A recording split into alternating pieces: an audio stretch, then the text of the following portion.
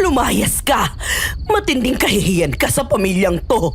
Hindi mo man lang pinag-isipan kung anong pwedeng mangyari sa pamilya natin.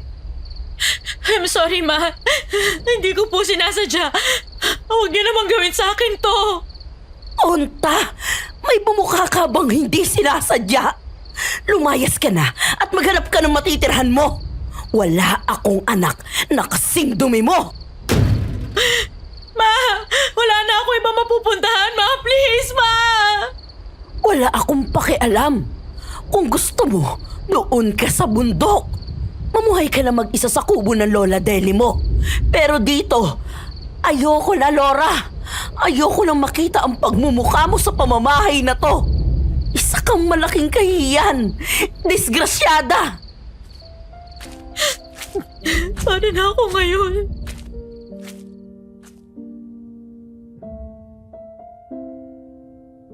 Alas 7:30 ng gabi ng Lunes, ang oras at araw nang isulat ko to. Dear Aswang Diaries and Madam Venus, ako nga pala si Laura, taga San Gabriel.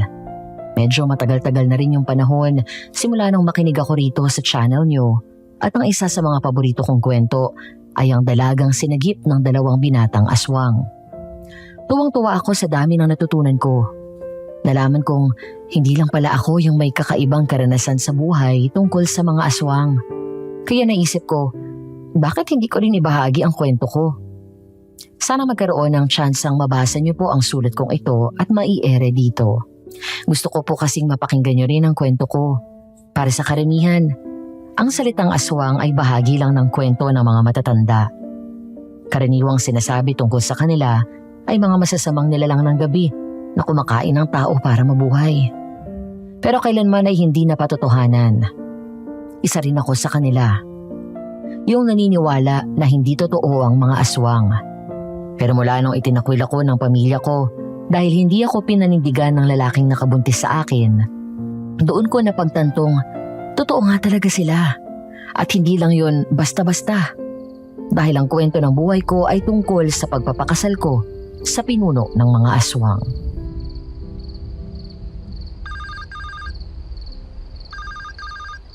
Ella? Ella? Laura, kumusta ka na? Nasan ka ngayon? Sorry, Laura ha. Hindi kita mapuntahan. Ano ka ba? Wala yun. Pero Ella, may pakiusap lang sana ako. Ano yun? Ano kasi pinalayas ako ni Mama sa bahay. Nandito ako ngayon sa kanto ng barangay natin. Wala pa akong kain simula kanina kasi pinagbawalan akong kumain ni Mama. Pakiusap ko lang sana kung pwedeng dyan na lang muna ako makitulog sa inyo. Kahit ngayong gabi lang, promise aalis din ako bukas. Pinalayas ka? Saan ka na ngayon titira? Nag-aaral ka pa, Laura. Third year college pa lang tayo. Paano ka na yan at yung magiging anak mo? Hindi ko alam, Ella. Kung bakit ba naman kasi ang gago ni George eh. Gusto naming dalawa to, hindi lang ako. Ngayon bumaliktad ng lahat. Iniwan niya ako sa ere. Laura, Hindi na ako makakapag-aral, Ella. Hindi ko na matutupad ang gusto kong maging teacher. Hindi ko na alam ang gagawin ko. Wala akong ibang kakampi. Maski si Lolita, hindi na ako kinakausap.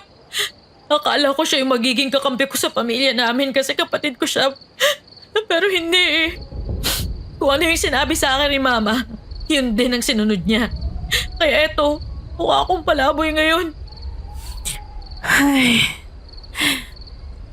Kung may magagawa lang sana ako. Pero alam mo kasi, sinabihan na din ako ni Mama kanina na kung sakaling kausapin mo daw ako na makikituloy ka rito. Sabihin ko daw na bawal. Ayaw raw niya kasing madamay yung pamilya namin. Alam mo, sinubukan ko namang magpaliwanag pero ayaw niyang makinig. Hindi naman madadama yung pamilya niyo eh. Isang gabi lang. Oo nga. Sinabi ko naman yan sa kanya. Pero ayaw niya pa rin. Alam mo naman kung gaano kita kamahal, di ba, Laura? Lahat gagawin ko para sa'yo. Ang kaso, hindi ko rin masaway si na Mama. Kasi baka pati raw ako palayasin niya. Ganun ba? Pasensya na kung pinipilit kita. Hindi ko na kasi alam kung anong gagawin ko eh. Tapos mukhang uulan pa ngayon. Gutom na rin ako.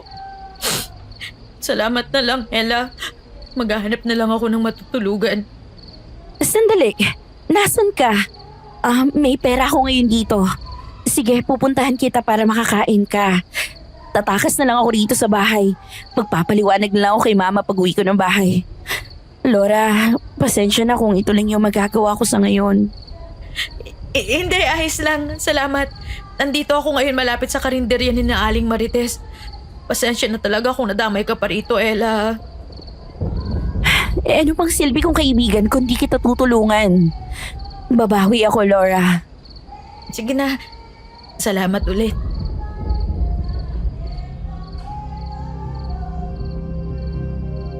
Malamig at mahamog nung gabing yun.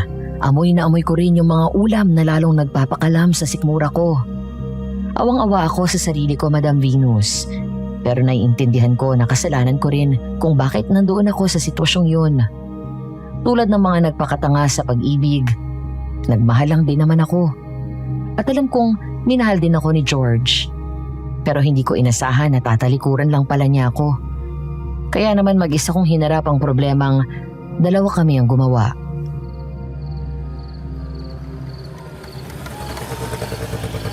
Laura! Ella? Ito po yung bayad ko, Manong. Salamat po. Hala, talaga palang pupunta ka. Baka mapagalitan ka ng mama mo. Ay naku, wala akong pakialam dyan sa ngayon. Ang mahalaga yung maasikaso kita. Natatakot din kasi ako na baka kung ano yung mangyari sa'yo. Tapos tingnan mo, yan. Wala ka pang kain. Tara, dito tayo sa karinderya kumain.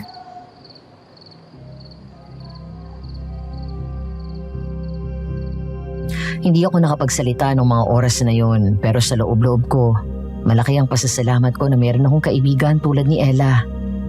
Hinayaan ko siyang kunin ang gamit ko na tinapon ni Mama at alalayan akong makapasok sa karinderya ni Aling Marites. Medyo marami-rami pa naman ang tao kahit 9:00 na ng gabi. Yung kaninang maingay na tawanan at kantahan na naririnig ko sa labas, nanahimik nung pumasok kami ni Ella. Sinalubong naman kami ni Aling Marites, ang may-ari ng karinderya. O Laura, Ella, kakain kayo? Opo sana, Aling Marites. Kung ayos lang po. Ayos lang naman. Ano bang kakainin nyo? Anong gusto mo? Kanin po tapos dinuguan. Dinuguan? Teka, pwede ba yun? Pwede naman siguro, no? Medyo nakikrave din kasi ako eh. Hindi ba makakasama sa'yo? Di ba sabi ng mga matatanda? Huwag kayo masyadong nagpapapaniwala sa pamahiin. Hindi naman lahat totoo. Hindi rekomendado ang dinuguan kung may sakit yung nagbubuntis o hindi luto. Pero huwag kayong mag-alala kasi ligtas naman yung pagkakaluto namin. Yun pala eh. Yun po ang gusto ko, Aling Marites. Sure ka ha? Oo naman. Huwag kang kabahan dyan. Oo, sige. Ikaw ang bahala. Kanin lang din po sa akin tapos isang menudo. Tsaka isang soft drinks na rin po. Tapos yung kay Laura, bottled water na lang. Sige, ako nang bahala sa order nyo. Salamat po, Aling Marites. Salamat po.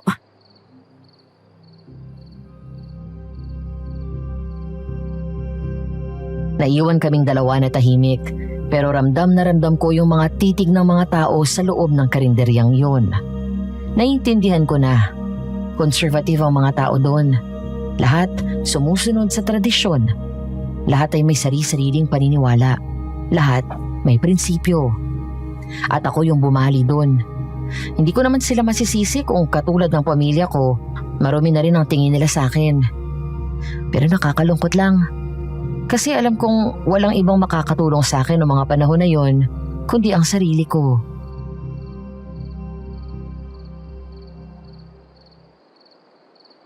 O eto na, damihan mo yung kain mo, Laura ha? Nangangayayat ka na eh. Stress lang po ito. Hindi maganda sa mga nagbubuntis ang ma-stress. Baka makunang ka. Hindi naman po siguro. Nanay rin ako, Laura. At alam ko yung hirap ng pagbubuntis. Kaya mas mabuti na yung magpakasiguro ka kaysa magsisi ka sa huli. Kung gusto nyo pa ng kanin, sabihan nyo lang ako. Hindi ko na padadagdagan yung bayad. Salamat po, Aling Marites. Ay, siya. Kumain na kayo riyan. Nagulat ako, Ella. Akala ko, katulad nila si Mama na ipagtatabuyan ako. Ibig sabihin lang nun, di lahat ng tao sa San Gabriel ay ayaw sa'yo. At saka kilala mo naman si Aling Marites, diba? Ilag yun sa tao. Tayo nga lang yung nagtsatsagang kausapin siya pag kumakain tayo dito sa karinderya niya. Kaya nga. Kumain ka na, dali. Para pagkatapos natin dito, sasamahan kitang pumunta sa kubo ng lola mo. Salamat talaga, Ella, ha? Nawawala na ako ng gana sa mundong to, sa totoo lang. Kaya salamat kasi hindi mo ako hinusgahan o iniwan sa ere. Kahit na alam mong pwede ka mapagalitan ng magulang mo. Okay na, Laura. Huwag ka nang magpasalamat, okay? At saka para saan pa't magkaibigan tayo, di ba? Alam ko naman na kapag ako yung nasa sitwasyon mo, hindi mo rin ako pababayaan. Oo naman. Kaya tama na ang drama, ha? Kumain ka na. I mean, tayo pala.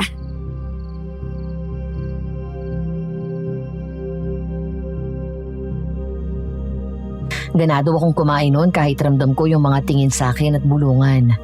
Nang matapos kaming kumain, grabe ang pasasalamat namin kay Aling Marites dahil pinabaunan niya pa kami ng pagkain bago umalis.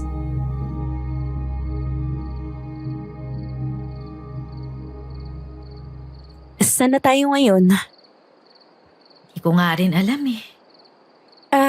Na-try mo ba ulit tawagan si George? Try mo kaya? Malay mo naman nauntog na sa katotohanan yung lalaki yon at may balak na siyang panindigan ka. Kilala mo si George, Ella. Alam mo, sana nga nakinig na lang ako sa'yo nung sinabi mong may iba pa siyang babae. Baka nun pa lang, nakaligtas na ako sa kanya. Tanga ka kasi. Wala na tayong magagawa ron. Pero at least ngayon, natuto ka naman na. Yun nga lang, nahihirapan ka. Ay, kung may magagawa lang talaga ako. Huwag mo nang isipin yun. Nandito na tayo eh. Sigurado ko bang dun ka sa kubo matutulog? Oo, wala akong choice eh. Hindi ba delikado dun? Paano kung mapahamak ka? Di ko alam. Di pa naman kasi ako nakakapunta ron. Ngayon ko pa lang din malalaman. Pero kung sakali mang delikado nga, bahala na. Kung oras ko naman na kahit anong gawin kong iwas, mapupunta pa rin ako doon, di ba? Baliw ka ba? Huwag kang magsalita ng ganyan. Kala mo ba maganda yan? Bahala na nga. So, ano ba? Alam mo ba kung paano pumunta ron?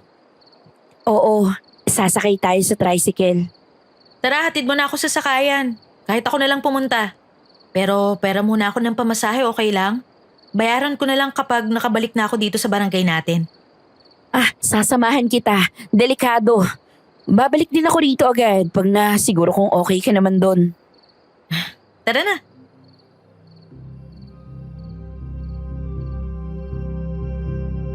Tahimik naming nilakad ang papunta sa labasan ng San Gabriel. Doon kasi nakaparada yung mga tricycle. Pagkarating namin doon, tamang-tama na may isa pang tricycle na natira. Kuya, naghahatid po ba kayo ng pasahero sa gubat? Kumunot ang noon ng driver sa tanong ni Ella. Nagtataka kung bakit sa dinami-rami ng gusto naming puntahan, sa gubat pa. Pero hindi rin nagtagal ay tumango siya. Kaya nagpasalamat kami at sumakay na.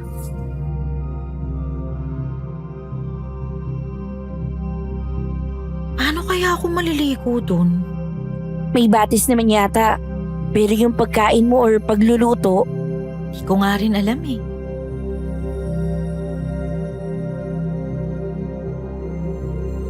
Sabay kaming bumuntong hininga ni Ella. Tahimik ang biyahe. Pero unti-unti na rin naming nararamdaman yung lamig habang papalapit kami sa kagubatan. sigurado ko ba rito? Parang ang creepy ng lugar. Wala rin naman akong ibang matutuluyan. Ito na lang ang choice ko. Kesa naman nasa kalsada ako. Sige na, tara na. Kuya, hintayin niyo po ako. Babalik din ako agad. Ang dilim pala rito. May flashlight ka ba dyan? Oo, eto. At saka magulat ka kung gubat to tapos hindi madilim. Lalo't gabi na. Ay, kung bakit mo naman kasi kailangan ka pang palayasin ng mga magulang mo. Pero teka, alam mo ba kung saan banda yung kubo ng Lola Deli mo rito? Hindi eh. Hala, paano na yan? Pwede namang ako na lang yung maghanap tapos umuwi ka na. Late na rin oh. Baka hinahanap ka na ng mga magulang mo. Hindi yan. Baka ito na yung hinahanap natin.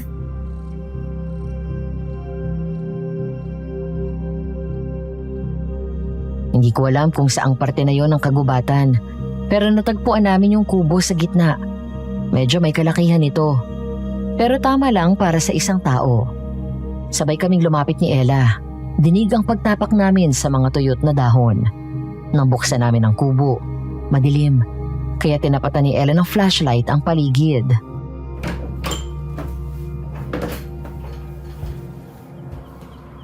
Wala bang ano rito? Lampara o gasera bang tawag doon? Tingnan natin sa loob. Paano kaya natiis ni Lola na tumira sa ganitong lugar? Tapos mag-isa pa siya. Di ba nga? Dito naman talaga karamihan nakatira yung mga taga-barangay natin. Lumipat lang sila. Ewan ko. Wala naman kasi talaga akong pakialam dati sa usapan ng matatanda eh. Kailan ka pa magkakapak? Pag naranasan mo na? Siguro. Naalala mo yung sinabi ni Aling Marites kanina? Huwag daw maniniwala sa pamahiin ng matatanda.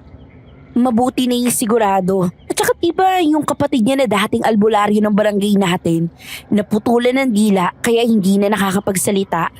Tapos lumipat pa ng kabilang bayan. Sabi nila, dahil daw yun sa mga aswang. Kaya nga ilag si Aling Marites sa mga taga-barangay natin dahil baka sinumpa rin siya. Malay ko, huwag na nga natin pag-usapan, kinikilabutan ako eh. Ayan, yan yung ayaw maniwala ha. Ano ba ine-expect mo? Malamang kikilabutan ako kasi nasa gitna tayo ng kagubatan, no? Ay sus, eto may gasera. Kaso, paano ba ito paiilawan? Try mo alugin, baka may gas pa. Tingnan mo rin kung may mitsa pa. Oo, meron pa. Akin na nga. Hoy, ikaw ha? May dala ka pang lighter. Nag-yosi ka pa rin siguro, no? Minsan na lang. Ay, Diyos ko, bawas-bawasan mo na yan. Baka mamaya, ano pang mangyari sa magiging inaanak ko niyan? At sino may sabi magiging ninang ka nito, ha? Sira ka talaga. Ako lang yung pwede maging ninang yan, no? Tingin ko, pwede na to. Paano? Uuwi na ako, ah. Salamat uli, Ella. Mamimiss kita. Sana nga, magbagong isip na tita at pabalikin ka sa inyo. Kung hindi man, ayos na rin. Basta, makalayo na rin sa mga panghuhusga nila. Siya. Una na ako, ah. Mag-iingat ka rito. Ingat ka rin.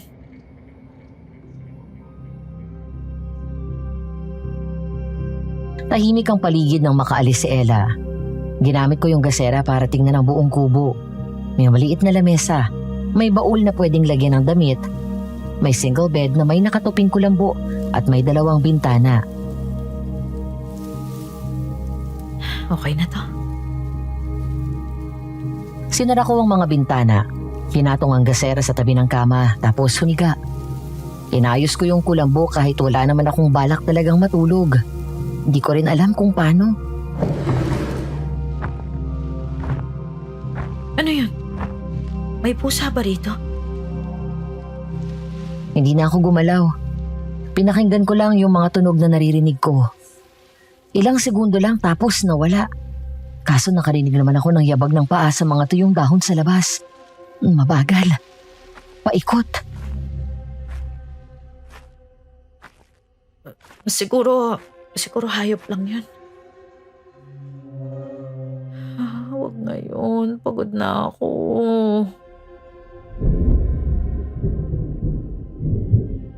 Ilang araw magmula nung gabing yun, palagi na akong nakakarinig ng kakaibang tunog sa gubat. Minsan parang may tunog ng tiktik, paglalagas ng dahon, yabag sa tuyot na dahon at kaluskos sa bubong. Di ko na napigilan ang sarili ko. Madam Venus, nung gabing sinira na naman ang tulog ko, bumangon ako sa kama at nagdesisyon na tignan kung ano ba yung palaging sumisira ng tulog ko. Di na ako natakot. Piko na lang ang nararamdaman ko.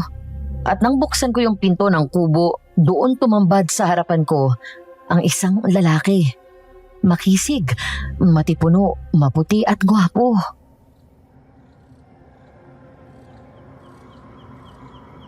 Sino ka? Magandang gabi. Magandang gabi rin. Anong ginagawa mo rito? Gabi na. Nakakatakot ka naman, kuya. Pasensya na, napadaan lang. Pauwi na rin kasi ako sa amin eh. Saan bang bahay mo? Sa kabilang dulo nitong gubat. May bahay pa sa gubat na to? Oo. Inabutan lang ng gabi, may dinaanan kasi ako eh. Ganun ba? Pasensya na medyo kinabahan kasi ako eh. Ilang araw nang maingay dito. Hindi ako makatulog na maayos. Ayos lang. Matagal ka na ba rito? Hindi. Sa lola ko tong bahay na to pero wala na siya. Panandalian lang yung stay ko rito. Wala kasi ako matulugan sa amin. Pinalayas kasi ako eh. Pinalayas? Bakit? Kahihiyan daw ako sa pamilya. Nabuntis kasi ako ng ex ko tapos hindi pinanindigan. Ngayon, Buntis ka? Hindi ko alam kung weird lang siya nung mga oras na yun. Kasi nakita ko kung paano bumaba yung tingin niya sa tiyan ko. Pero bumalik din agad sa mukha ko nang makitang hinawakan at hinaplos ko ang tiyan ko. Napalunok ako. oo. Hindi ka pa ba uuwi? Pasensya na. Uuwi na ako. Wala yon. Ingat ka sa daan Teka, ano palang pangalan mo? Rafael, ikaw naman. Laura.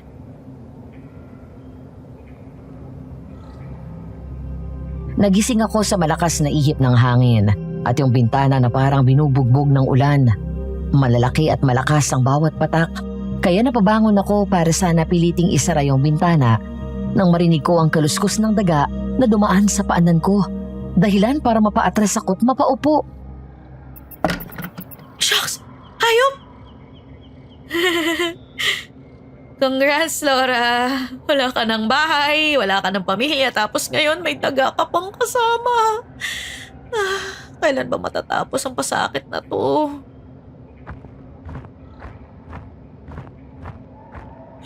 Please! Huwag ngayon. Napapagod na ako. Pagod na ako. Gusto ko na umuwi sa amin. Ilang araw na gano'n ang buhay ko. Nagtitiis sa mga lamok, sa ingay tuwing gabi, at sa mga araw na hindi ko alam kung challenge pa ba patungo sa magandang buhay o gustong sumuko na ako. Sa sobrang hirap, ayoko na talaga hanggang sa muli siyang nagpakita. Ano na naman ba yun? Di na ba talaga ako patutulugin ng mga to? Sino yan? Laura? Ikaw ba yan, Rafael? Ako nga. Gising ka pa ba? Mabilis kong kinuha ang gasera na nasa lamesa bago naglakad papunta sa pintuan. Nang buksan ko, bumungad sa akin ng lalaking may pinakamaamong ngiti. May hawak siyang bayong at mukhang nahihiyang nakaistorbo ng gabi. Nagising ba kita? Pasensya na ha. Hindi naman. Bakit? May dala kasi akong mga prutas. Nakita ko tong mga mangga sa kabayaba sa daanan. Kumakain ka ba nito? Kinuha mo para sa akin? Oo. Pakiramdam ko kasi hindi ka pa nakakakain ng prutas dito eh. Oo, hindi nga. Pasensya ka na Kailangan mo pa akong dalhan ng ganito. Wala yun. Ako nga dapat na humingi ng pasensya kasi naistorbo na naman kita eh. Na naman? Oo, kasi nung una tayo nagkita, naistorbo rin kita. Oo nga pala. Pero ayos na yun. Patulog pa lang naman ako eh. Okay lang ba sa'yo to? O hindi ka tumatanggap ng mga galing sa hindi mo kilala? Ano kasi, hindi ako sanay. Ganun ba? Pasensya na. Pwede ko namang dali na lang itong mga to sa amin. Mukhang hindi ka pa nga talaga kumakain. Ano, hindi ako gutom. Sigurado ka? Wala naman tong lason eh. Uy, hindi Hindi naman sa ganun. Nahiya lang ako kasi baka naistorbo kita, kinuhanan mo pa ako eh. Hindi, kunin mo na. Makain mo lang to, ayos na sa akin. Sige na nga. Pero gabi na, may pinuntahan ka na naman ba? Wala, pero sanay na ako sa gabi. Kung gusto mo, pwede kitang ayusan ng bubong bukas. May butas, di ba? Baka mamaya nababasa ka na dyan. Paano mo? Dumaan ako kahapon. Naririnig kitang inaalis yung timba ng tubig. Malakas yung ulan nun. Akala ko nga nasiraan ka ng gamit eh. Gabi na rin nun ah. Minsan lang ako lumalabas sa araw. Hindi ka ba kinatatakutan dito? Sanay silang wala ako.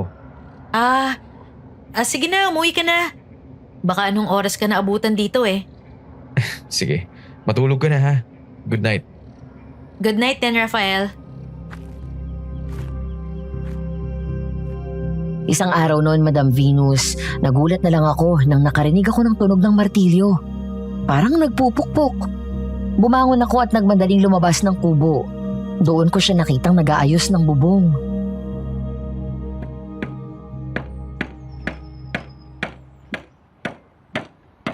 Hoy! Ano ginagawa mo dyan? Magandang umaga, Laura. Pasensya ka na, nagising kita ha. Pinapalitan ko lang yung yero. Madali kang magkakasakit kung palagi nababasa yung sahig ninyo. Wala akong pambayad ha? Huwag mo na akong bayaran. Kaibigan mo naman ako, di ba? Siguro. Nag-agaan ka na ba? Crackers lang uli. Bus na yung sardinas eh. May dala akong lugaw. Lugaw? Niluto mo? Oo, kumakain ka ba? Oo naman, sino ba namang hindi? Teka, may bawang konti. Pwede ko bang alisin ko muna yun? Bakit allergic ka? Yan nga yung nagpapasarap sa lugaw eh. Di lang ako sanay sa amoy. Parang ikaw yung buntis ah. Ikaw yung maselan eh. Medyo lang. Tikman mo na ha, tapos sabihin mo kung masarap. Masarap! Thank you ah. Walang aluman. Lagi ka bang nandito sa gubat? Parang wala kang trabaho ah. Meron akong community.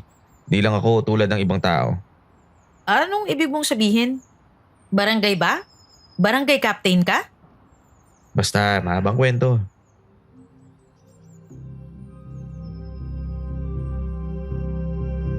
Masayang kausap si Rafael. Magaan ding kasama. Maraming beses na niya akong dinadala ng pagkain. Minsan sinasamahan niya rin ako tuwing gabi, lalo na kapag naririnig ko yung mga kaluskos.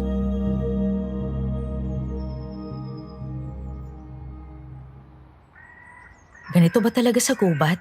Maingay? Minsan, marami din naman kasing hayop dito. Sa gabi sila mas gutom, kaya tahimik pag umaga. Tama nga naman. Tuwing gabi lang naman ako naiingayan. Kala mo lagi may hinahabol eh. Natatakot ka ba? Minsan, pero mas nakakatakot yung katotohanan na maski isa sa pamilya ko, walang nagtangkang bisitahin man lang ako rito o kumustahin. Hindi ko inaasahan na sila pang pamilya kong tatalikod sa akin. Sino palang nagatid sa'yo rito?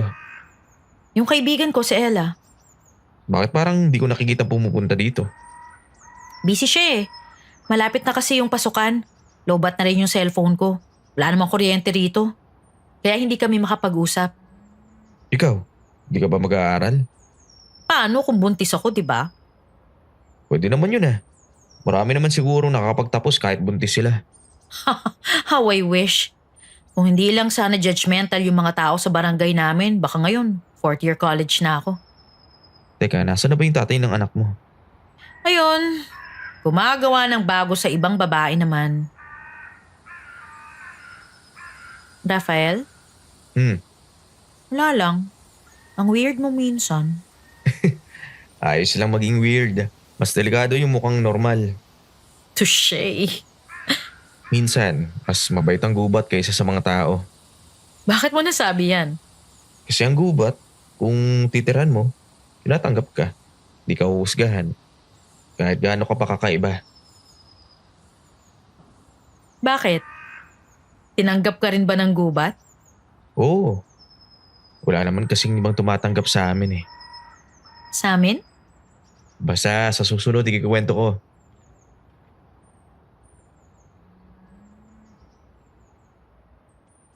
Isang umaga, wala akong magawa. Kaya napagdesisyonan kong magligpit na lang ng mga gamit ni Lola Deli. Dahil nga matagal nang hindi natitirahan ng kubo, matagal na rin simula nung huling nalinisan yon. Na sana, hindi ko na lang ginawa dahil sa natuklasan ko.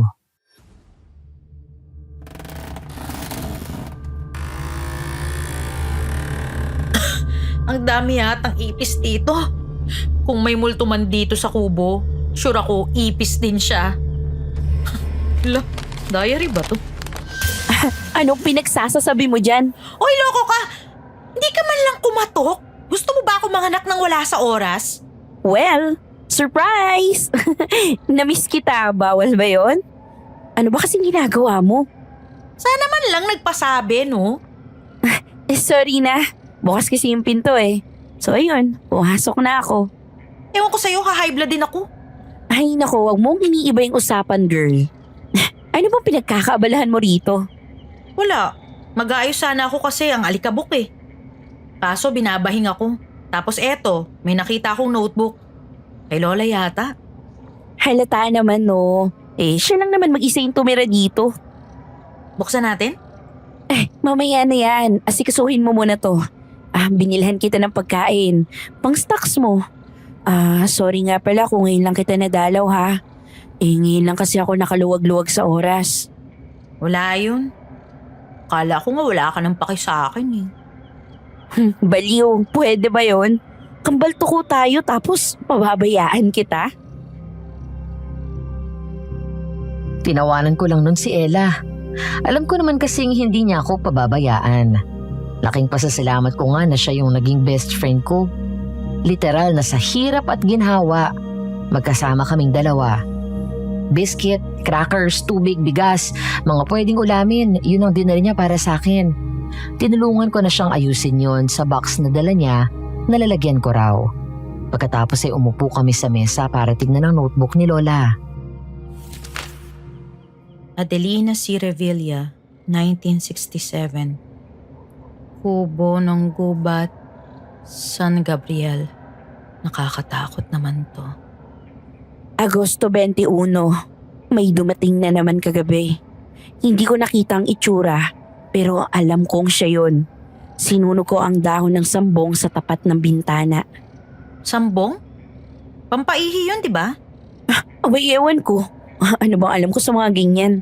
Pinainit ko ang asin. Nilagyan ko ng bawang ang pinto. Hindi siya pumasok, pero alam kong nasa labas lang siya buong gabi. Weird. Akala ko pa naman love story mababasa natin. Ganun kasi kay mama, story nila ni papa. Pero dito sa lola mo, pang horror te. Kinikilabutan na nga ako eh. Agosto 23. Kung totoo man siya o hindi, hindi ko na to kwento. Kwento na lang siya ng mga taong ayaw makinig. Kung mabasa mo to, mag-ingat ka. Minsan, ang gubat ay hindi lang basta gubat. Chill lang naman ako sana. Pero bakit parang ayoko nang lumabas dito?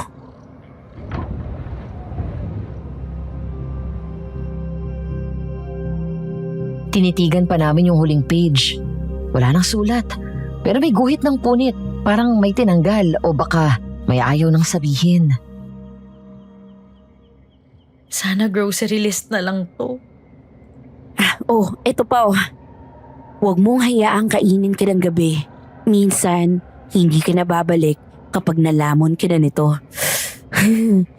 Nakakakilabot.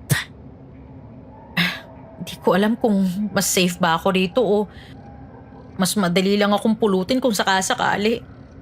Uy, kung maging aswang ka, pwede bang ako lang yung unang kagatin mo? Ayoko naman ng stranger danger. Baka ikaw pang may lahi. Mas madaldal ka sa demonyo. Tinawanan lang namin yun ni Ella. Pero sa loob-loob ko ng mga panahon na yun, kinakabahan ako. Hindi ko nga maipaliwanag kung bakit. Tuwing gabi rin lagi kong napapanaginipan si Lola. Sinasabi niyang mag-ingat ako. Kaso hindi ko naman alam kung saan ako mag-iingat. Kaya nung pumunta ulit si Rafael sa kubo, hindi ko na napigilang magtanong. May tanong ako. Ano yun? Naniniwala ka ba sa sumpa? Depende. Sumpa ba talaga o tinatawag lang na sumpa kasi hindi naiintindihan ng tao? May nabasa kasi ako nung nakaraan sa lumang notebook ni Lola. Parang kwento, pero parang hindi rin. Pakiramdam mo totoo? Alam mo ba yung mga nilalang nagising sa gabi? Marami silang klase at anyo eh. May connection ba yun sa gubat na to? Tingin mo, Hindi ko alam. baka malapit na yung sagot. Hindi mo lang masyadong iniisip.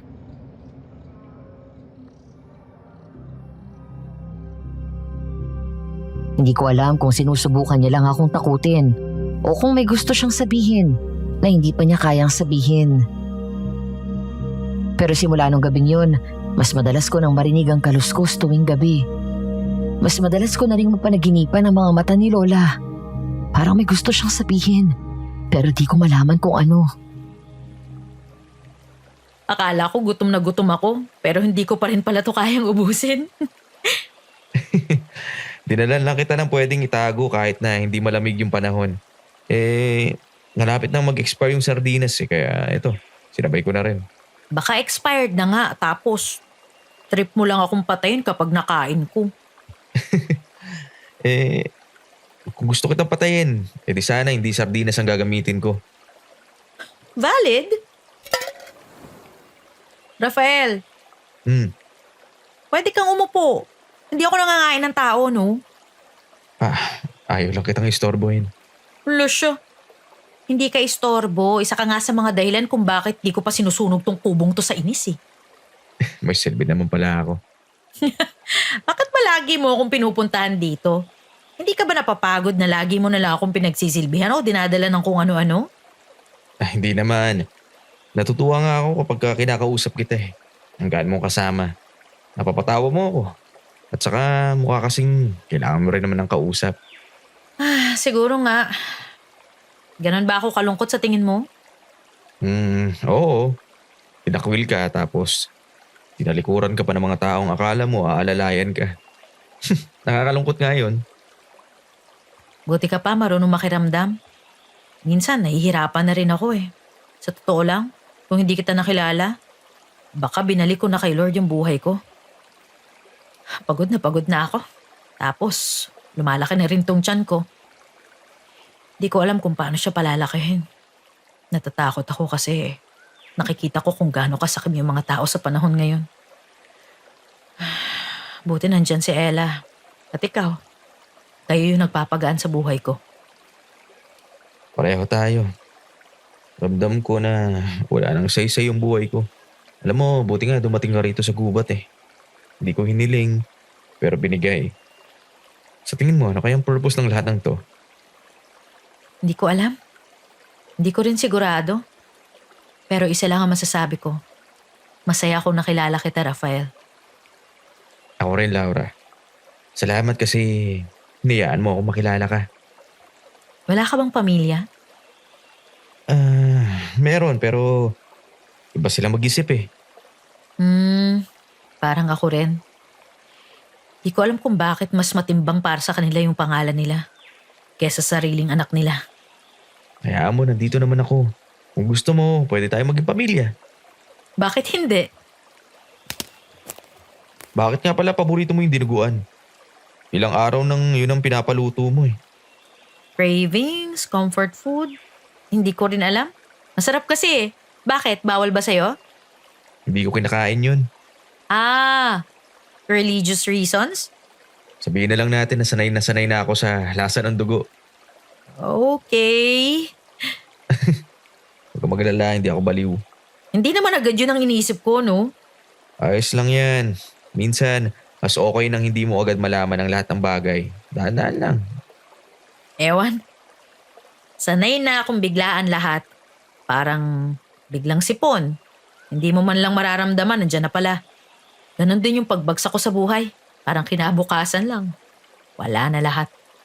Hindi ka naman bagsak Maaaring papunta ron pero hindi pa at may pag-asa ka pang magbago. Same thing. Pareho lang masakit.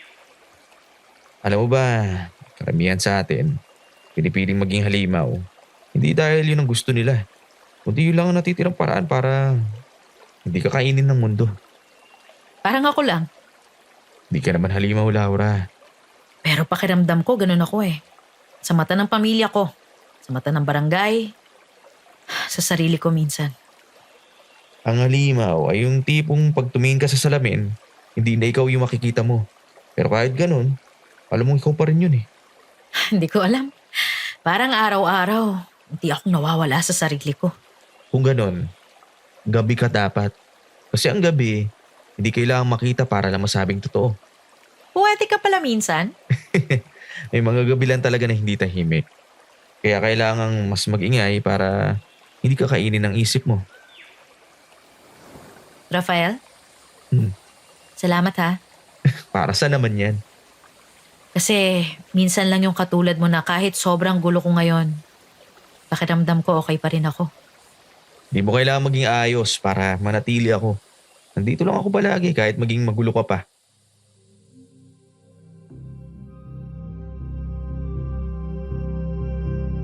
Hindi ko alam pero napakasarap marinig nun. Kaya naman nanatili yun sa isip ko at parang sirang plakang paulit-ulit kong naririnig.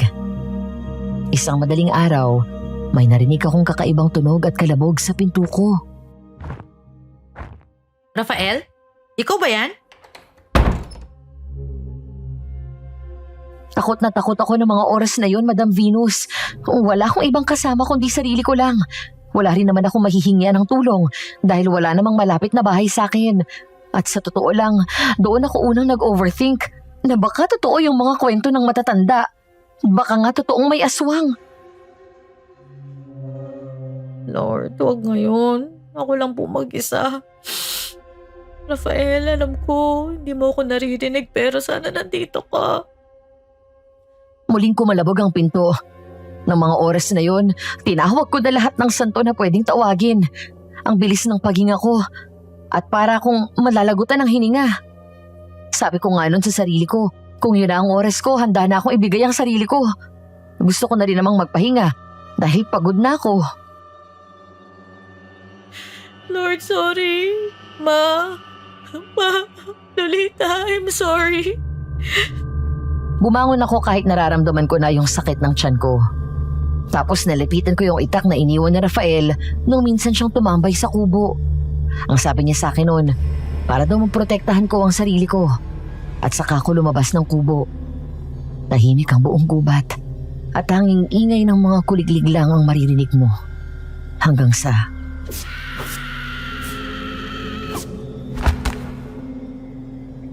Laura! Laura! Mm. Ayos ka lang ba? Rafael, ano ginagawa mo? Ano nangyari sa binti ko? Kalma lang, Laura. Nalagyan ko lang ng dahon yan. Pasensya na nahawakan na kita kanina. Naabutan ko kasi yan ng dugo eh. Pero, nung kagabi, Rafael, kagabi, may nanggulo dito kagabi. Hindi ko alam ang gagawin ko, pero, basta, takot ako, Rafael. Oh, shh. Laura, tahan na. Hindi ko alam yung gagawin ko. Sobrang helpless ko. Wala man lang ako nagawa para protektahan ang sarili ko. Ganun pa talaga rito. Yun yung dahilan kung bakit binabantayan ko yung kubat. Dahil sa ganun. Pero huwag kang mag-alala, ligtas ka na. Naisip kong kung ayos lang sa'yo, dito na ako matutulog mamaya para mabantayan ka. Ano ba sila, Rafael? Totoo ba yung sinasabi ni Ella na may aswang sa lugar na to? Kung sasabihin ko ba sa'yong oo, maniniwala ka. Hindi ko alam, pero hindi ko rin maintindihan kung bakit meron tulad nung kagabi. Hindi sapat na sasabihin ko sa'yong meron kung hindi naman yun ang pinaniniwalaan mo. Kaya hindi ko ipipilit sa'yo, Laura. Pero kung pakiramdam mo namang baka meron, mata mo na ang magsasabi sa'yo ng totoo. Natahimik ako ng mga oras na yon. Ramdam ko rin ang pagtayo ng mga balahibo ko. Hindi naman ako mahirap pumick up, kaya naintindihan ko agad na ang gusto niyang sabihin ay meron. Pero mas okay kung makikita ng mga mata ko mismo para malaman ko kung talagang totoo. At ang totoo niyan, Madam Venus, ayokong malaman. Duwag ako.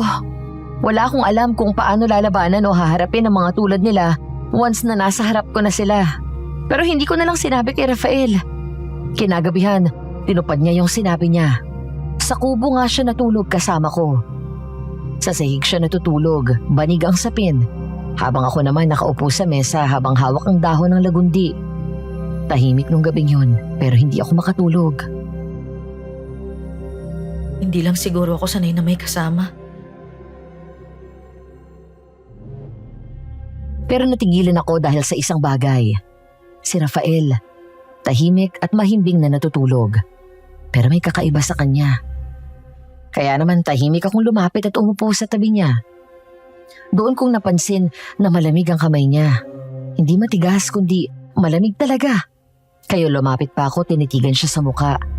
At doon ko nakita ang pulang mata niya. Nakapikit, pero malinaw na namumula ang ilalim ng talukap nito. Parang may apoy sa loob. Doon na ako napaatras at nabitawan ng dahon. Hindi totoo yan. Pagod lang siguro siya. Ilaw lang yan. Kasera, pero wala namang ilaw. Nanlamig ang buong katawan ko. Hindi ako nakagalaw sa kinauupuan ko at hindi rin ako nakatulog. Simula nung gabing yun, napuno na ng tanong ang utak ko. Parang walang nangyari. Nagawa pang magpakain ni Rafael ng manok, mag-igib ng tubig mula sa batis, at tabihan lang ako sa loob ng kubo habang tahimik akong kumakain ng niluto niya. Parang wala lang sa kanya ang lahat. Samantalang ako, gulong-gulo.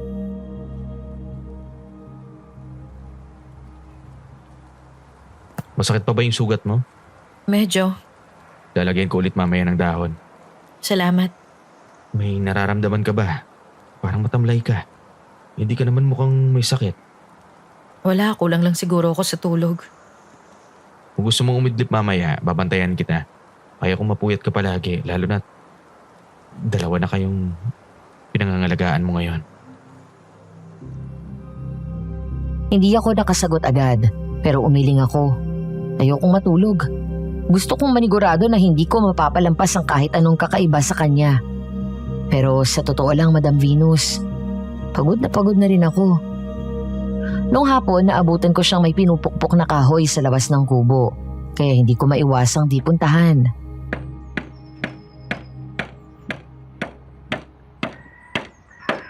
Anong ginagawa mo? Gusto mo bang marinig yung tibok ng anak mo? Ha? Pwede mo subukan. Rafael, may narinig akong tibok. Ang bilis! Buhay siya! Buhay siya at malakas ang loob niya. Parang nanay niya. Ewan ko ba? Baka dahil sa pagod o baka dahil noon ko lang talaga naramdaman na may buhay sa loob ko. Pero napaiyak ako noon. Ano kung maging katulad siya ng nanay niya? Na ayaw ng mundo. Na walang kahit sinong may gusto. Hindi mo kailangang patunayan kahit kanino nakarapat dapat ka, Laura. Hindi mo kailangan ng pahintulot nila para mabuhay. Natahimik kaming dalawa. May kung anong bigat na naramdaman ako sa dibdib ko. Pero kasabay nun, may gumaan din. Rafael? Kung aalis ako, magiging ligtas ka pa rin ba? Hindi ko iniisip yun. Pero iniisip ko. Gusto mo bang umalis? Hindi ko alam. Pero gusto ko ng lugar kung saan hindi ko kailangang magpaliwanag araw-araw kung bakit ako nandito. Laura. Aaminin ko, natakot ako nung nakita kong namumula yung mga mata mo kagabi. Hindi ko alam kung anong klaseng nilalang ka, Rafael. Kung ligtas ba ako o mas mapanganib pa tong pinasok ko kaysa sa mga salitang binabato sa akin ng nanay ko. Pero kahit na may takot ako sa'yo, mas takot pa rin akong bumalik sa mundong alam kong wala na naghihintay sa akin. Hindi ka aalis? Hindi ako sumagot agad, pero tumango ako. At nun lang ako ulit huminga ng malalim. Mananatili ako, kahit sandali lang. Hanggat sa kaya ko. Laura, Gaya ng sinabi ko, ikaw lang ang nagparamdam sa akin ng ganito. Ikaw lang yung gagawin ng lahat umayos lang ang kalagayan ko sa lugar na to. Kaya hindi kita iiwan. Dito lang ako sa tabi mo. May gusto akong aminin sa'yo. Alam ko nakita mo na kagabi pero gusto kong sa akin mo mismo marinig. Ang ano? Hindi ako tao, Laura. Aswang ako. At hindi lang basta aswang. Pinuno ako ng mga lahi namin. Parang nanlamig ang bato ko. Hindi siya gumalaw. Wala ring pagbabanta. Pero ramdam ko yung bigat sa boses niya. Ibig sabihin lang nun, totoo yung sinasabi ni Ella. Hindi lang kwento ng matatanda. Hindi chismis, hindi haka-haka. Dahil ng mga panahong yon, nakatayo siya sa harapan ko. Sa kabila nun, hindi ko alam kung bakit ito pa rin ang lumabas sa bibig ko. Kahit ano ka pa, Rafael, hindi pa rin kita iiwan. Pero akala ko sapat na yun, Madam Venus. Akala ko makakatulog na ako nung gabing yun. Pero hindi pa pala. Ginugulo pa rin ako ng utak ko dahil may gusto akong marinig at kahit anong pikit ko, hindi pa rin tumitigil. Laura, Hmm? kung tatanungin mo ako ngayon, handa naman kitang sagutin eh. Tungkol saan? Tungkol sa akin, Sigurado ka bang gusto mong marinig? mas gusto ko kaysa hindi ako patahimikan ng utak ko kakaisip. Yun lang ang gusto ko marinig. Bakit? Ano ba yung gusto mong malaman? Kung bakit hanggang ngayon, hindi mo pa rin ako pinapatay. Akala mo ba hindi ko yun naisip? Sa dami ng pagkakataong pwede. Yung unang gabi mo rito, yung mga panahon na mahina ka, yung mga gabing wala kang lakas, hindi pa naginip, wala kang magawa dahil hindi mo kontrolado ang sarili mo. Bakit nga ba hindi ko nagawa? Ewan ko. Pero kasi sa tuwing nakikita kita, lagi akong binabalik sa isang gabi. Anong meron sa gabing yun? Nung bata ako, may mag-ina ako nakasalubong sa gubat. May mahabol sa kanila na kagaya ko, mga aswang. Sugatan yung babae, habang yung anak, halos wala ng buhay. Tinulungan ko sila. Imbis na makiisa sa mga kalahi ko, binalik ko sila sa barangay. Ano nangyari? Binantayan ko sila ng ilang buwan. Hanggang sa isa-isang may nawawala sa barangay nyo. Sila ang tinuro na nakipagsabuatan sa mga halimaw kaya sinunog yung bahay nila habang natutulog sila. Sinunog sila? Oo. At wala akong nagawa kundi manood. Gustuin ko man silang sugurin para lang bawiin ang buhay na gaya ng ginawa nila dun sa mag-ina. Hindi ko magawa dahil ayokong suwayin yung prinsipyo ko. At dun ako nangako. Nangako ng ano? Nangako ako na hindi ako kakain ng tao. Na kung may hawak lang akong kapangyarihan, gagamitin ko para pigilan ang lahi ko. Kahit ako lang. Kahit wala nang sumunod.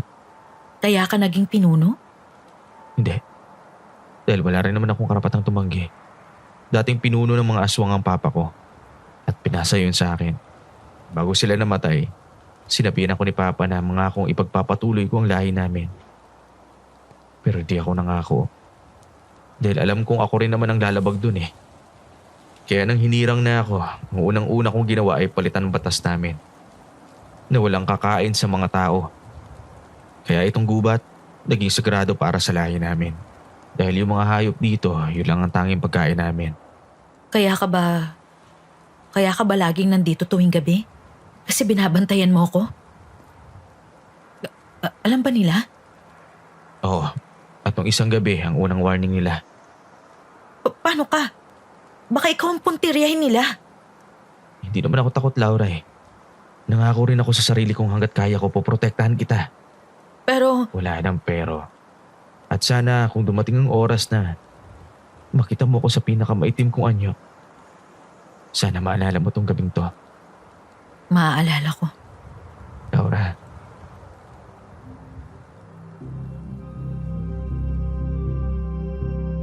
Tahimik kami ng mga oras na yon, pero hindi natakot ang nararamdaman ko. Parang may iba. Yung uri ng katahimikan na hindi mo maipaliwanag, pero alam mong may mangyayari. At hindi ko na rin alam kung sino ang unang lumapit. Basta't nung magdikit ang labi namin, parang tumigil ang buong paligid. Rafael, Pasensya ka na. bakit? Dahil gusto ko itang mahalin. Kahit alam kong hindi dapat. Dahil kahit hindi ko kayang ipaliwanag ang lahat, sigurado ako sa nararamdaman ko. Hindi mo kailangang humingi ng tawad. Takot lang ako na baka isang araw, makita mo yung pinakapangit na bahagi ko at tumakbo ka rin kagaya ng iba. Hindi ako tatakbo. Pero wag mo akong turuang masanay sa'yo kung balang araw iiwan mo rin ako. Hindi kita iiwan, Laura. Sa ngayon. Pero ako, sanay na akong maiwan. Kaya kung isang araw magbagong isip mo, sabihin mo na agad. Para hindi ko nahahayaang mas lumalim pa yung nararamdaman ko. Hindi mo kailangang itulak ang sarili mo palayo. Kung pipiliin mo akong paniwalaan, mananatili ako. Sa ngayon, sapat na yon. Mahal kita, Laura. Ako din, Rafael. Mahal din kita. Hayop. Araw-araw na lang? Hindi to pusa. Rafael? Hindi mo ako ginaganito kagabi. Sana hindi ikaw yan. Diyos ko. Ano ba to?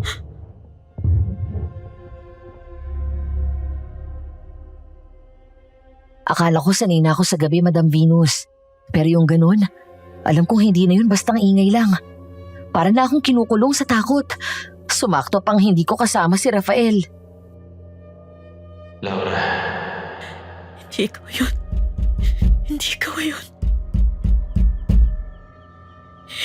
Hindi na to normal, Rafael. Hindi na to basta hayop lang sa paligid.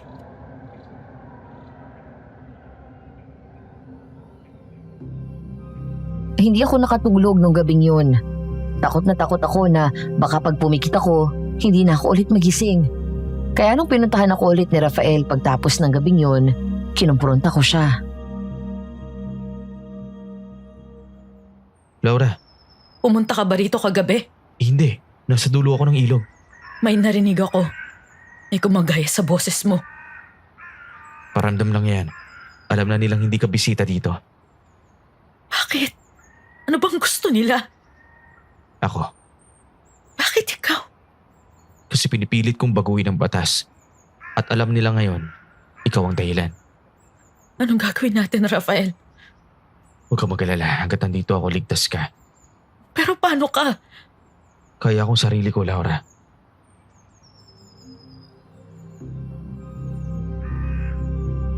Sinamahan ako ulit ni Rafael na matulog sa kubo nung gabing yun. Pero hindi na tulad ng dati yung ingay. Mas malala. Parang may gustong pumasok. May gumagapang, may nagbubungkal, may sumisitsit sa labas. May tunog ng tik-tik na paikot-ikot sa bubong. Ramdam ko na rin ang bigat sa dibdib ko. Yung sikip ng tiyan na parang may tumutusok hanggang sa... Sino yan? Laura! Laura, bilis! Buksan mo! Ella, anong ginagawa mo rito? Ano nangyari? May nawawala sa barangay. Si Mang Ruel. Hanggang ngayon, hindi pa rin bumabalik. Ano? Saan siya huling nakita? Ang sabi ng asawa niya, nagpunta daw sa likod ng ilog. Nanghuli ng isda. Tapos may narinig daw siyang sigaw. Pagdating niya ron, wala na. Naiiwan na lang yung lambat. May dugo. Laura, may mali. Hindi na to basta hayop. Hindi to normal. Kalma lang. Huwag kang magsalita ng kung ano-ano. Baka marinig tayo. Pero totoo to, Laura. Baka tayo na yung kasunod.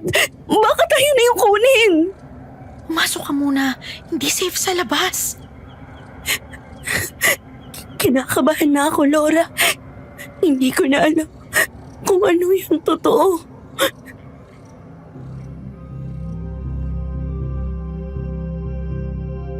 Nung mga oras na yon, hindi ko alam kung anong mas nakakakilabot. Yung sigaw sa gubat o yung takot sa mata ni Ella. Kasi kahit anong pilit kong sabihing ligtas pa kami, parang may mga matang nanonood sa dilim. Walang lalabas ngayong gabi. Sino yan? Si Rafael. Akala ko, mag-isa ka lang dito. Ikaw yung lalaki, di ba? Kilala mo si Rafael? Hindi. Pero noong nakaraan dapat pupuntahan kita rito eh. Hindi lang kasi si Mang Roel yung nawawala, Laura. Pangatlo na siya. Tapos, gabing-gabi na nun, may humabol sa akin. Pero hindi ko matandaan kung ano. Pero siya yung tumulong sa akin para makalabas sa gubat. Rafael, Anong ginagawa niya rito, Laura? si Rafael ang nagbabantay sa akin dito, Ella. Nagbabantay? May naririnig din ako rito. Pero ngayon, mas malala. Mas maingay. Laura, hindi kaya siya yung nasa diary ni Lola Deli? Alin? Yung nagbabantay sa kanya tuwing gabi. Yung... Hindi ko alam, Ella. Baka siya. O baka naman hindi. Kung ganun... Ha? Umalis na tayo dito, Laura! Aswang yan! Papatayin niya tayo! Baka siya yung kumuha sa mga... Kumalma ka, Ella. Maririnig ka nila. Hindi ko kayo sasaktan, kaya hindi mo kailangang matakot sa akin. Pero tingin ko kailangan mo magpalipas ngayon dito ng gabi. Delikado sa labas. Hindi biro ang ingay nila ngayon. Huwag kang maglala. Sa labas ako magbabantay. Pero Rafael, Takot sa akin ang kaibigan mo, Laura. Naiintindihan ko yun. Basta ang malaga, ligtas kayo. Ako na sa labas. Dito lang kayo, ha? Bakit mo siya pinatuloy rito? mabait si Rafael, Ella. Siyang nag-aalaga sa akin dito. Siyang nagpoprotekta sa akin. Pero aswang siya! Oo, pero anong pakialam ko? Siya lang ang kakampi ko rito. Kung wala siya, baka mas nauna niyo pa akong nabalita ang nawawala o baka patay na. Laura, Natakot din ako nung una, Ella. Pero mas matimbang sa akin yung panahon na sinasamahan niya ako. Nung panahong wala miski isang nandito para sa akin. pero nandito naman ako sinusubukan ko namang puntahan ka pa rin kahit papaano. Pero sa mga gabing mas kailangan ko, sa mga gabing takot na takot ako dahil hindi ko alam kung bukas ba magigising pa ako. Sinong nandyan para sa akin? Ikaw ba? Hindi. Si Rafael lang. Nagpapabilog ka sa kanya, Laura. Huwag muna tayong mag-usap, Ella. Hindi mo naman ako maiintindihan kahit anong paliwanag ko eh. Pinuntahan kita rito kasi alalang-alala ako sa kalagayan mo. Nagmakaawa ako kina tita na ibalik ka na sa inyo dahil delikado ka na sa gubat na to.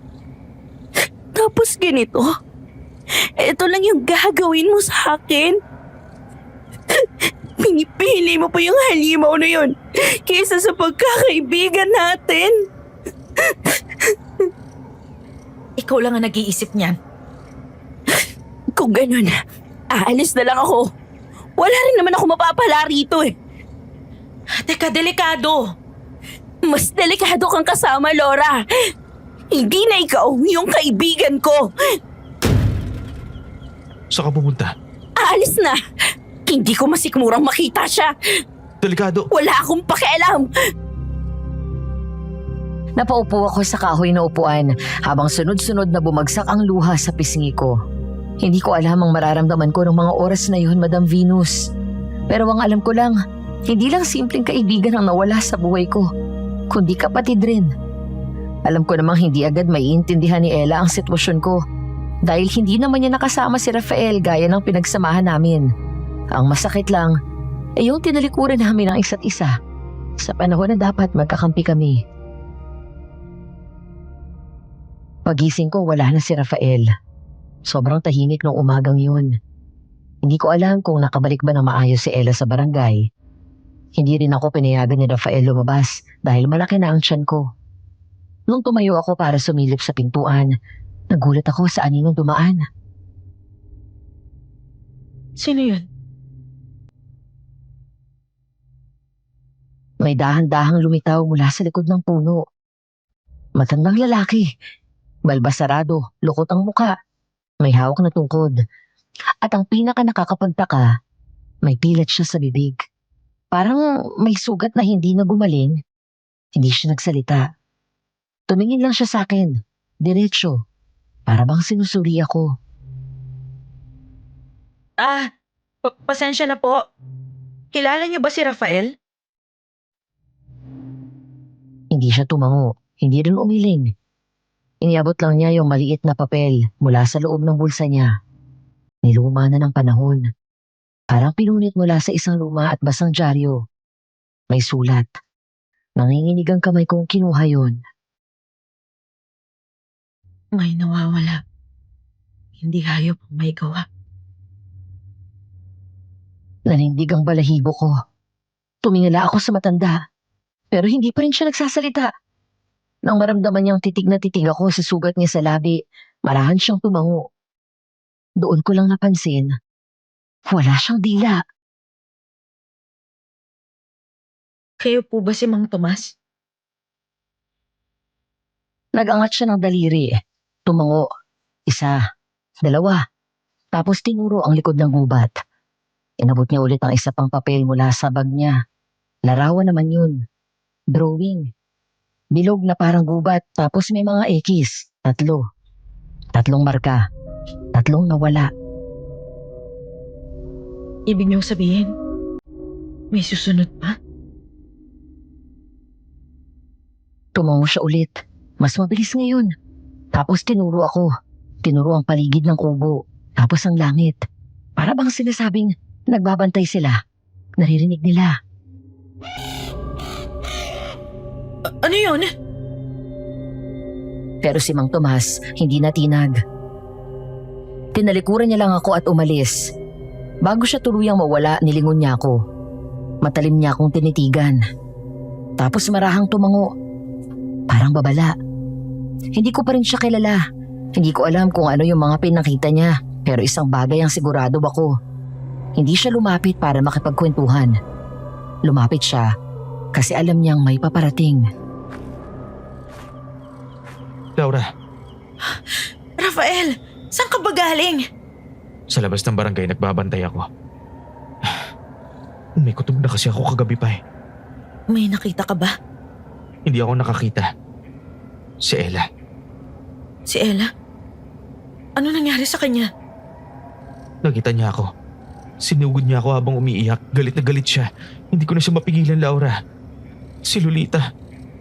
Anong meron kay Lolita? Nawawala siya.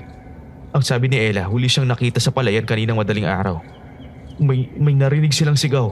Pagdating nila, wala na. Dugo na lang ang naiwan. Hindi totoo yan. Hindi siya lalabas ng hindi nagpapaalam. Hindi siya mawawala ng gano'n na lang. Laura, Hindi mo ba sinabi, Rafael? Hindi mo ba sinabi na hindi mo na sila hawak? sinabi ko. Pero hindi pa rin ako pinaniwalaan. At ngayon, ikaw na ang tinamaan. Doon na ako tuluyang nanghina. Parang may gumuhit na malamig sa pagitan naming dalawa. Hindi lang si Lolita ang nawala. Pakiramdam ko, pati ako. Hindi ko alam kung ilang oras na akong nakaupo. Hindi ko alam kung ilang beses ko nang sinabi sa sarili ko na hindi pa tapos ang lahat. Pero mas lalong hindi ko alam kung paano pa ako magtitiwala. Kung kahit sariling kapatid ko, kinuha na rin nila. Laura, Malis ka na muna. hindi kita kayang iwan ngayon. Di ba ginawa mo na yun kanina? Hindi ako aalis para lang takasan ka. Magbabantay ako. Pero wala ka pa rin nagawa. Kahit na ikaw yung pinuno. Kahit ikaw yung nagsabing poprotektahan mo ko. Pati kapatid ko, kinuha pa rin nila. May dapat kang malaman. Mas masakit ba dyan kaysa sa pagkawala ng kapatid ko? Hindi lahat ng aswang ay kakampi ko. Hindi lahat sumusunod sa akin. Ano ibig mo sabihin? Matagal nang may gustong humiwalay sa pamumuno ko. Matagal ko nang nararamdaman. Pero hindi ko alam na aabot sa ganito. Sabihin mo na lang kung sino. Si Gael. Gael? Matagal na siyang kasama ng papa ko. Noon pa man. Nung ako na ang pinuno, siya yung pinakaunang tumutol. Ayaw niya sa batas. Ayaw niyang tigilan ng pagkain ng tao. Pero tiniis ko kasi akala ko makikinig siya eh. Hanggang sa dumating ka. Bakit ako? Dahil alam niyang importante ka sa akin at para sa kanya, kahinaan yon. Para sa kanya, kahihiyan. Isang pinuno na nagmahal ng tao. Simula na dumating ka, mas naging lantad ang galaw niya. Unti-unti niyang kinakalaban ang pamumuno ko. Lumagawa siya ng sarili niyang batas. Nang bubuyo ng iba naming lahi para pumatay ng tao. Kaya pala hindi na kayo tahimik. Kaya pala may mga nawala. Kaya pala palaging maingay dito tuwing gabi. Si Gael, siya ang may gawa nun.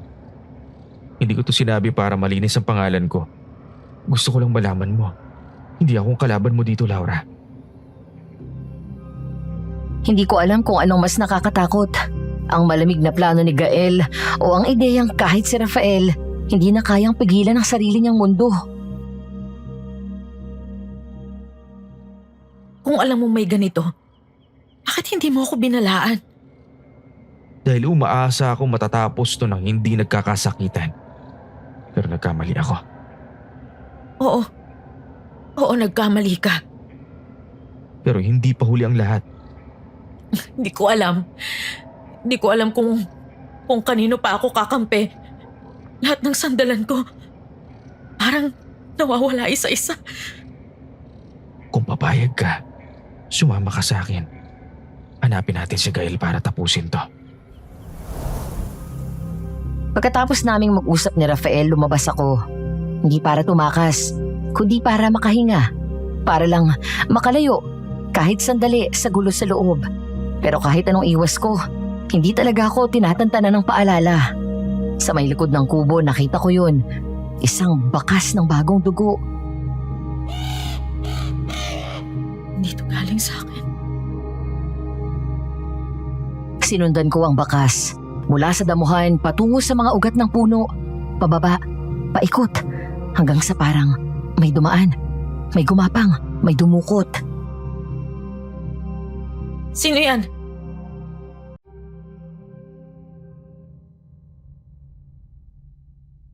May aninong unti-unting lumitaw sa likod ng puno. Mabagal ang kilos niya at may baston. Siya ulit, si Mang Tomas. Hindi ko alam kung paano bigla na lang siyang sumusulpot. May nakita na naman kayo. Binigay niya sa akin yung papel na may guhit ng mukha. Mapula at galit ang mga mata. Punit ang balat. Guhit ng isang nilalang. Sino to? May binigay ulit siyang papel. Pangalawang guhit. Larawan ng dalawang nilalang. Isa si Rafael. Yung isa, halos magkapareho. Pero mas matanda, mas mabangis. Tiningnan ako ni Mang Tomas, tumango. Tapos tinuro yung mas matanda sa papel. Si Gael. Yung tinutukoy ni Rafael. Yung dating kanang kamay. Kung ito yung itsura niya ngayon, ibig sabihin, matagal na siya naghahanda. Matagal niya nang hinihintay ito.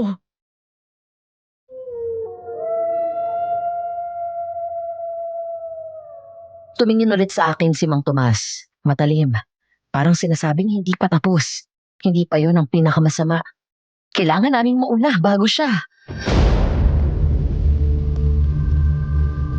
Hindi ko makakalimutan ang gabing yun, Madam Venus. Dahil doon ko siya unang nakita, si Gael. Hindi ko makakalimutan ang itsura niya habang nakatayo sa ibabaw ng isang malaking ugat ng puno na may nakapulupot na ahas. Ang mga mata niyang nagliliwanag. Mga mata ng aswang na gutom. Nagkatotoo ka talagang hinala ko. Nandito ang kahinaan mo. Umalis na kayo rito. Wala kayong karapatang pumasok sa lugar na to. Lugar natin to, Rafael. At alam mong matagal na akong naghihintay ng oras na to. Matagal na akong naghihintay na magkamali ka. Ayoko ng dahas pero wag mong ipilit, Gael. Dahil mas pinili mong mahalin ng isang tao kaysa ipaglaban ang sarili mong lahi. Tao ang dahilan kung bakit tayo natatago. Kaya tayo pinapatay. Kaya tayo nagugutom. At ngayon, ang pinuno natin ay may iniibig na isa sa kanila. Kahiya-hiya. Kung pagiging aswang ang sukatan ng dahas at gutom, hindi ako kagaya ninyo. Kaya nga dapat ka ng palitan. Pati mga walang laban idadamay mo. Lahat ng tao pumapasok sa kagubatang ito pagkain. At yung babaeng pinili mong mahalin, simula siya ng katapusan mo. Hawak ko ang tiyan ko. Ramdam kong may gumagalaw sa paligid. Parang binubulungan ng hangin. Hindi ako makagalaw. Laura, takbo! Nagulat ako sa isang aswang na sumugod. Isang matinis na sigawang narinig ko. Tapos may humarang. Nakita kong tumilapon ang aswang sa isang puno. Narinig ko ang tunog ng baston sa lupa. Bumalik si Mang Tomas. Nakaangat ang kamay. May hawak na anting-anting. Nagsindi ng insenso. Nagsulat ng bilog sa lupa gamit ang abo. Hindi na ako nagulat. Si Mang Tomas, bumalik siya. At alam ko, oras na. Bumalik na kayo sa lugar ninyo habang kaya pa. Kapag pinalibutan na tayo ng mga alitap-tap ni Mang Tomas, wala nang atrasan to. Mas lalo nang walang atrasan, Rafael. Dahil ngayong gabi, magpapakain kami. Doon ko lang naramdaman ang tunay na takot. Hindi para sa sarili ko, kundi para sa lahat ng taong nasa paligid. At para sa taong iniibig ko, kahit halimaw siya sa paningin ng iba. Hindi ko alam kung saan ako titingin. Parang hindi na yon ang gubat na kinasanayan ko. Nababali ang mga sanga, may dugo sa putik, may mga sigaw sa dilim. Tao, halimaw, at yung nasa pagitan. Si Rafael, nasa gitna ng lahat. At si Gael, palapit ng palapit sa kanya. Ay wala ka na sa taas. Wala ka na rin silbi, Rafael. Papatayin kita. At pagkatapos siyang babaeng iniiyakan mo, Piliin mong umatras, Gael. Huling beses ko na to. wala nang atrasan. Tumalsik si Rafael pero agad siyang bumangon. May sugat sa braso niya. Pero hindi siya umatras. Hindi ko alam kung paano siya lumalaban. Pero para siyang hayop na marunong magmahal. Hindi mo ko kayang talunan. Hindi mo kayang patayin ang lahi mo. Kaya nga, mas mabigat to. Hindi lahat ng halimaw dapat patayin. Pero yung katulad mo na hindi marunong makinig ang dapat mawala. Kahit patayin mo ko, may iba pang kagaya ko. Hindi mo mapipigilan ang gutom. Hindi ko sinubukan pigilan ang gutom. Sinubukan kong turuan kayo na piliin kung saan tayo dapat mabuhay. Hindi ang pumatay. Malakas na sumigaw si Rafael. Umilaw ang anting-anting at kumalat ang liwanag sa paligid. Kumawala si Gael. Napaatras ang iba pang mga aswang. Pero may sumabog sa hangin. Umangat lahat ng lupa at alikabok. Tumakbo paalis ang ibang kampo ni Gael. Takot, sugatan, gutom. Pero hindi lumaban si Gael. Hindi rin siya umalis. Tumingin lang siya kay Rafael at ngumiti ng mapait. Sa uli, papatayin ka rin ang kabaitan mo. Mas gugustuhin kong mamatay kaysa maging kagaya mo. Hindi siya pinatay ni Rafael. Pero naramdaman ko ang bigat ng parusa niya. Pinagbawalan si Gael na makapagbagong anyo. Wala na siyang lahi. Wala na siyang tahanan. Wala na siyang mukha. Hindi pa to tapos.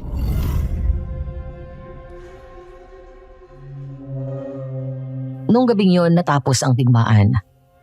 Pero nagsimula ang mas mabigat na tanong. Saan ba talaga ang tahanan ko?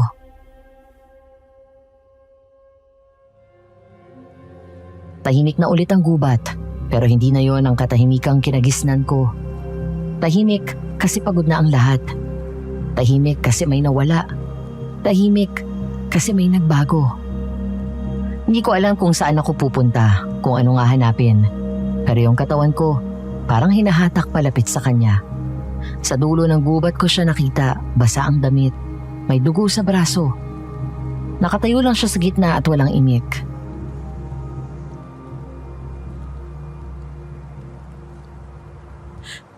Rafael, Buhay ka. dahil sa'yo. Kulang pa yung ginawa ko. Rafael, Bakit kahit ilang beses kong pilitin na gawin ang tama, palaging may nasasaktan? hindi mo kasalanan yung ginawa ni Gael. Pero akong pinuno nila. Ako yung dapat pumigil sa kanya. Pero ako pa rin yung dahilan kung bakit siya nagrebelde. Hindi ikaw ang dahilan. Nagkataon lang na ikaw yung pinili niyang panagutin. Gusto ko lang namang mamuhay ng tahimik eh. Mamili para sa sarili ko. Pero bawat akbang ko palayo sa kagat ng lahi namin, parang mas nalulunod ako. Hindi mo kailangan buhatin lahat. Ano kung ikaw rin? Madamay. Masaktan. Mawala ka rin kagaya ng iba. Hindi mo ko kailangang ilayo para lang hindi mo ako masaktan. Papatayin ko si Gael kung kinakailangan. Pero pinipili kong hindi. Hindi dahil sa awa. Kundi dahil pag pinatay ko siya, baka tuluyan ko nang makalimutan kung sino ako. Rafael, Takot ako, Laura. Takot ako sa kabila ng lahat ng pinili ko, baka sa uli. Mawalan pa rin ako na karapatang piliin ka. kung yun ang iniisip mo, Rafael, piliin mo lang ako ngayon. Kasi pinipili pa rin kita. Pagod na ako, Laura. Pagod na rin ako. Unti-unti akong lumapit kay Rafael at saka siya niyakap. Basang-basa kami pareho. Walang nagsasalita sa amin, ni wala rin gumagalaw. Pero yung yakap namin sa isa't isa, parang may pinangahawakan. Bumalik ako sa barangay namin. Hindi naman ako umaasa na tatanggapin pa rin nila ako, Madam Venus. Pero iba pa rin pala yung kirot pag nasa harapan mo na ang totoo. Iba na ang tingin nila sa akin. Iba na yung mga mata. Mas matalim pa kesa nung kumalat na nabuntis ako't hindi pinanindigan. Pero kahit ganun, sinubukan ko pa rin. Baka sakaling may natira pa.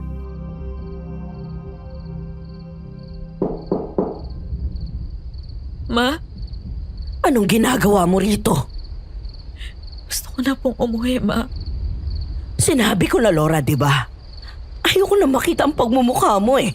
Wala na akong anak dahil pareho na silang patay. Ma, hindi. Nandito pa po ako. Gusto ko na pong umuwi rito, Ma. Umalis ka na rito. Ma, please. Hindi ko na kaya mag-isa. Takot na ako, Ma. Sana, inisip mo yan bago ka nahulog sa aswang na yon, Laura. Alam mo ba kung gaano kasakit sa akin mawalan ng anak? Kung hindi mo ako sinaway, sana okay pa tayo. Sana nandito ka pa. At sana, hindi namatay si Lolita. Hindi po kasalanan ni Rafael yun, Ma. Siyang pumrotekta sa akin. Eh bakit nandito ka pa? Ha? Umalis ka na. Tama si Ele. Nabilog na ng halimaw na yun yung ulo mo. Hindi na ikaw ang anak ko. Hindi na ikaw si Laura.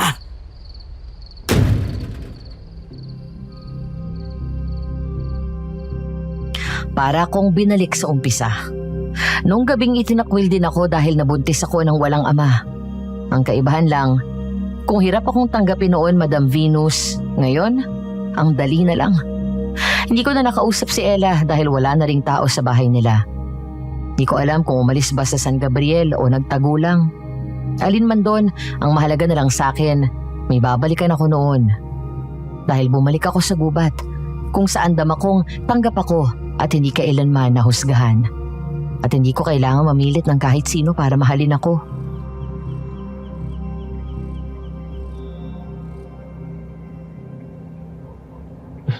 Bumalik ka. Wala na akong babalikan sa amin, Rafael. Alam kong masakit. Ganyan din yung naramdaman ko nung tinalikuran ako ng grupo nila Gael. Alam kong hindi ito ang gusto mong marinig pero laking pasasalamat ko kasi pinili mo pa rin bumalik dito.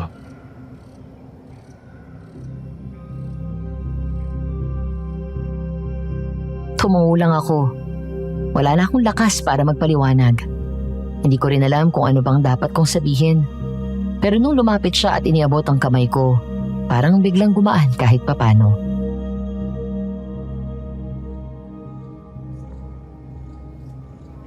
Hindi ko alam kung anong klaseng buhay ang meron dito para sa'yo. Pero kung papayag ka, gusto kong simulan ulit natin. Tayong dalawa sa mundo natin. Hindi ko alam kung tama to. Pero ito lang yung lugar na hindi ako itinaboy.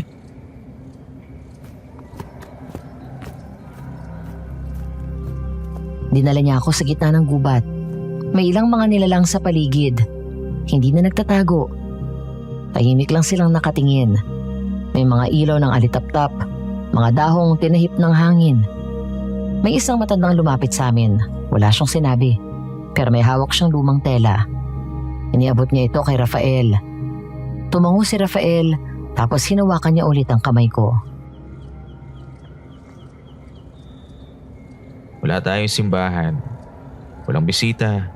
Pero kung papayag ka, Laura, sa gabing to, gusto kong ikaw na ang kasama ko sa lahat ng bagay. Hindi ako nagsalita. Pero hindi ko na rin binitawan ang kamay niya. Doon kami tumayo. Sa harap ng mga matang hindi ko man kilala, pero hindi rin ako hinusgahan. Nagpalit kami ng big kiss. Lumang tela lang, walang singsing. Pero sapat na yun. Nagkatinginan kami. Walang drama, walang luha. Pero alam kong pareho naming pinili yun. At siya ang pinili ko. Handa ka na? Matagal na.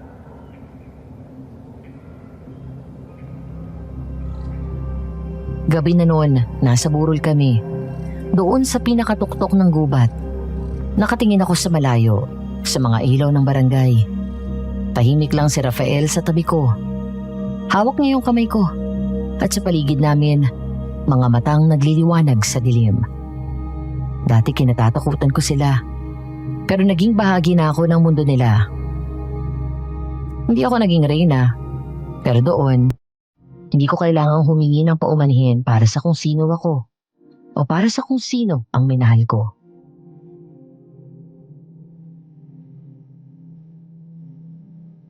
Salamat kasi tinanggap mo ko, Laura.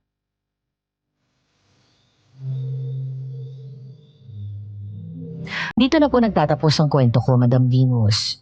Kung tatanungin ninyo ang kalagayan ko, masaya naman po kami ni Rafael. Tahimik na rin ang San Gabriel at wala na akong naging balita sa pamilya ko mula nang umalis ako sa barangay namin. Nanganak na rin ako ng isang batang babae. Ang pangalan niya ay Hilo. Hindi na rin kami nagkausap pa ni Ella.